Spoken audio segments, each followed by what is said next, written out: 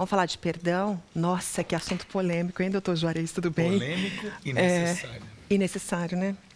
Mas é tão difícil perdoar algumas vezes, não é? Sabe por quê? O conceito que é dado na sociedade é assim, ó.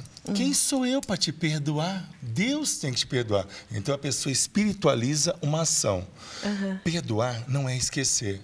Perdoar, quando você perdoa de coração, significa que você lembra e não sente absolutamente nada.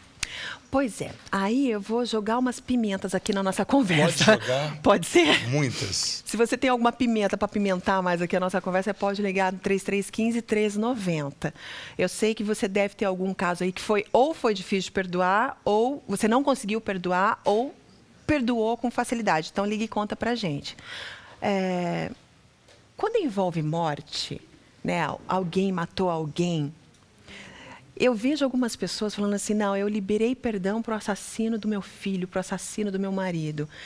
E eu penso assim, puxa vida, que nobre, né? Esse sentimento de perdoar o assassino da pessoa.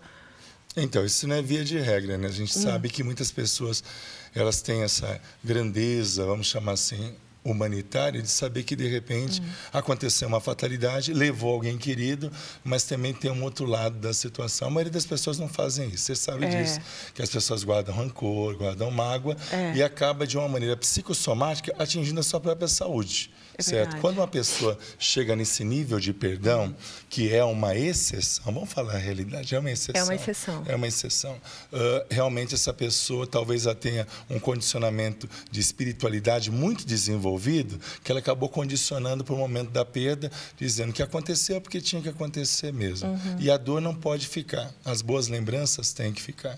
Então, muitas vezes, a dificuldade do perdão é exatamente isso, que as pessoas têm que saber que a vida é feita de decisões, não de sentimentos. Muitas vezes a pessoa perdoa e fala assim, eu perdoei, mas não estou sentindo nada.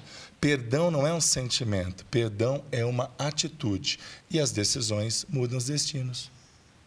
Olha, eu vou ter que twittar isso depois, colocar no meu Facebook essa frase. A vida é feita de decisões e não de sentimentos. O perdão é uma decisão. O perdão é uma decisão. Enquanto a pessoa achar que perdão está atrelado a sentimento, ela nunca vai ter essa força, a não ser que, por exemplo, uma traição. Dói, machuca. A gente conhece um pouquinho sobre isso. Dói, machuca. Mas, de repente, quando você encontra o amor da sua vida, você olha para trás e fala assim, que bom que aconteceu aquilo. Porque me condicionou uma série de mudanças, a qual algo maior apagou o resultado, a consequência do erro que fizeram comigo. A falta de perdão também está atrelada, muitas vezes, a essa necessidade da gente poder prestar contas às pessoas que envolvem o nosso contexto social. As pessoas que têm mais facilidade de perdoar são os introspectivos, que não têm que prestar contas a um conjunto de relacionamentos interpessoais, e a pessoa simplesmente diz, eu vou perdoar tal pessoa. E ela continua no mundinho dela, falando dos introspectivos, claro. A Marlene ligou aqui, a Fefe está me passando aqui no ponto. Obrigada pela ligação, viu, Marlene? Quando a pessoa que faz o mal morre, como é que você libera perdão para essa pessoa? E outra, tem mais, calma aí, que mais? E quando está viva a pessoa, você chega para a pessoa e fala assim, eu te perdoo. E na memória, como é que funciona isso? Que vai ficando lembrando, né? Você vai lembrando das coisas que a pessoa não faz. Não existe um mecanismo, e seria muito interessante ter um mecanismo para apagar isso da mente. Não. Vai ficar, você vai lembrar de tudo que aconteceu atrelado à situação a qual você precisa liberar perdão. Vamos falar da pessoa que morreu. Morreu, mas deixou o estrago. Um avô, um pai, seja quem for. O que eu faço no consultório? Eu faço todo um trabalho para a gente reconstruir o fato e depois eliminar o fato. Saber que a lembrança fica, porém, se a gente não abrir mão disso, a gente não vai ver o futuro. A porta que conduz ao futuro não é tão larga para levar ao passado. Então, nós temos que trabalhar esses conceitos. Aconteceu, ensinou, engrandeceu, a humanidade é ruim mesmo, tem pessoas boas, mas via de regra, os mecanismos punitivos de um para com o outro são reais, certo? Então nós temos que entender que isso caminha desta forma. De alguma maneira nos ensinou algo, feriu, machucou, mas nós aprendemos algo com isso. A pessoa que está viva ainda, certo? Que foi a segunda parte da sua pergunta. Então como é que a gente faz? A gente tem que trabalhar realmente e reconhecer o que nós sentimos. Ódio, raiva, rancor. E muitas vezes a negativa é sempre o melhor caminho para dizer, não, eu não sinto ódio. Uma vez no consultório foi muito legal. Não, você sente ódio. Não, doutor, não sinto ódio. Não, você sente, não. Doutor, eu não sinto ódio, eu só queria esganar. Sem mais perguntas, meritíssima testemunha sua. Olha a reação que ela teve. Então, quando a pessoa reconhece, eu tenho um ódio. Vamos trabalhar esse ódio. Eu tenho rancor. Eu tenho uma mágoa. Certo? Eu perdi algo. Enquanto a gente não trabalhar a absorção da consequência, ela não vai chegar naquela coisa tipo, eu te perdoo. Certo? E muitas vezes nós temos que usar dentro do consultório o psicodrama, colocar alguém representando esta pessoa, para que realmente possa fluir esse perdão. O caso da Mariana, que ligou também. Ela, como é que é, Fefe? Teve um problema com o pai, os dois se ofenderam, e ela pediu perdão para o pai. Só que o pai não disse se perdoou ou não. Certo. E ela está sofrendo muito com isso, porque ela pediu perdão. Então, a situação do perdão não é algo entre você e o seu ofensor. É entre você e você mesmo. Então, se ela foi lá, pediu perdão, certo? O fato do pai usar a frase eu te perdoo, ou ele agir numa sequência de relacionamento interpessoal com a sua filha, demonstrando que perdoou, é um segundo momento. O primeiro momento é eu fiz a minha parte, reconheci o meu erro e pedi perdão, ou liberou perdão, se de repente o erro foi do pai, não conheço a história a fundo para poder fechar essa resposta. Mas se ela fez a parte dela, ele tem que fazer a dele. Talvez ele não esteja preparado para fazer, mas ela esteve preparada para pedir esse perdão. Então, a consciência dela de ficar tranquila. Exatamente. Nós temos que entregar a dor para quem é de direito, né? Então, muitas vezes a questão do perdão é muito espiritualizada e ela tem que ser mais racional que espiritualizada. Eu tenho a minha fé está atrelada a perdão, ela é fundamentada em perdão, então eu tenho que agir em cima disso e não esperar sentir algo para poder perdoar. Então, as pessoas espiritualizam com essa frase que eu falei no início.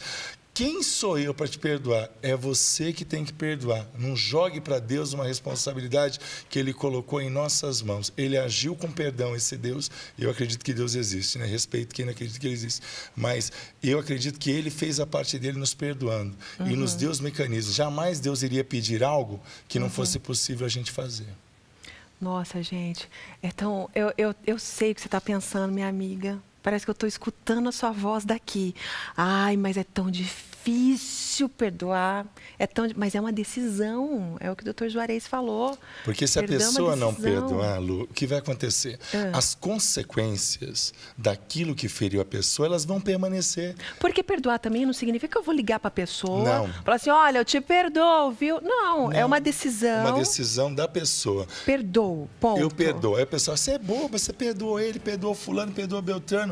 Ninguém é bobo quando perdoa. Perdão traz saúde. Se nós pudéssemos ter mais tempo para falar de mecanismos psicossomáticos e as doenças que são criadas a partir de uma constituição genética, sim, mas são potencializadas pela falta de perdão, artrites, gastrites, problemas de ordem metabólica como diabetes, asmas, problemas do sistema respiratório. Mas também, né, doutor, não significa que quando eu digo eu perdoo determinada pessoa, que eu vá querer me relacionar com ela mais uma vez. Não é obrigado a andar junto com a pessoa. Seja um amigo, um pai, uma mãe, não é? Quando é uma mãe ou um pai, você não tem jeito. Não tem jeito. Você tem que se relacionar. Mas estou falando de pessoas assim, distantes da constelação familiar, você não é obrigado a andar junto. Certo? Acabou que vivam bem longe. É proferir a palavra, então. Exatamente, é liberar. Vivam bem. É liberar isso. Entendi. Certo? Agora, claro, há pessoas que a gente consegue perdoar até assuntos graves e conviver junto. O processo de reconstrução de um relacionamento fundamentado em perdão pode demorar, mas ele tem que se iniciar, senão o prejuízo mental, psíquico, orgânico vai ser terrível. Nossa, arrasou, fera. A gente vai voltar a falar de perdão, Tem muito mais falar de perdão. Próxima vez que o Dr. Juarez vier, porque é difícil encontrar esse homem, a cada 15 anos ele vem para Londrina. Não, uma vez por mês estou por aqui. Uma vez por mês. Aí a gente fala de novo sobre perdão, certo, Fechado. doutor? Combinar. Mas perdão é uma decisão, tá, gente? Como o doutor falou, uma decisão, não é um sentimento. Você não tem que falar assim, agora eu estou livre desse sentimento. Não, estou livre desse fardo aí, né, que a gente carrega. Obrigada, Então, viu? até mais. Obrigada.